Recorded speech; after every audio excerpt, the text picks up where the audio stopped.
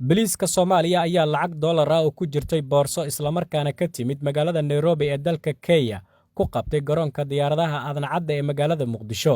Shaqsiga lacagtaasi soo qaaday ayay sheegeen in ciidanka booliiska Soomaaliya ay gacanta ku hayaan ayna hayaan baaritaanno isla markaana dhowaan ay soo bandhigi doonaan.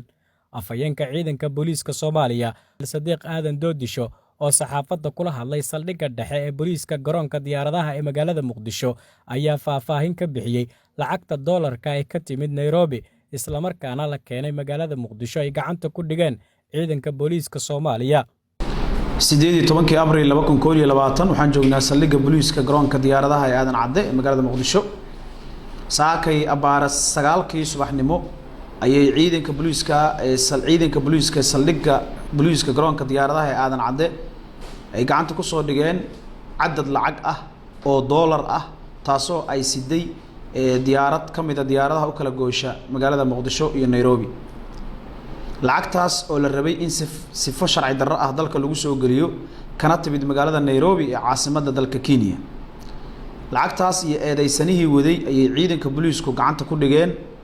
hadeerna waxaa socota baarista lacagtaas meesha ay ka timid sidii ay ahayd iyo halkii ay u socotay iyo eedeysanihiiba iyadoo marka dambe aan bulshada soo bandhigi doono cadaaladana la waafajin doono iyada ay cidii ka dambayso sharci darro ah dalka rabtay in lacagta ku soo geliso.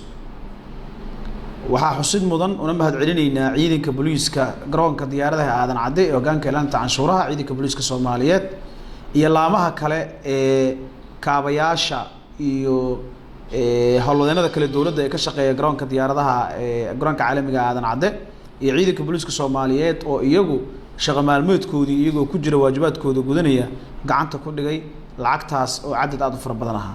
waa maasantiin. Assalaamu calaykum waraxmatullaahi wabarakaatuh. Dacsiis okay TV Universal magaalada Muqdisho.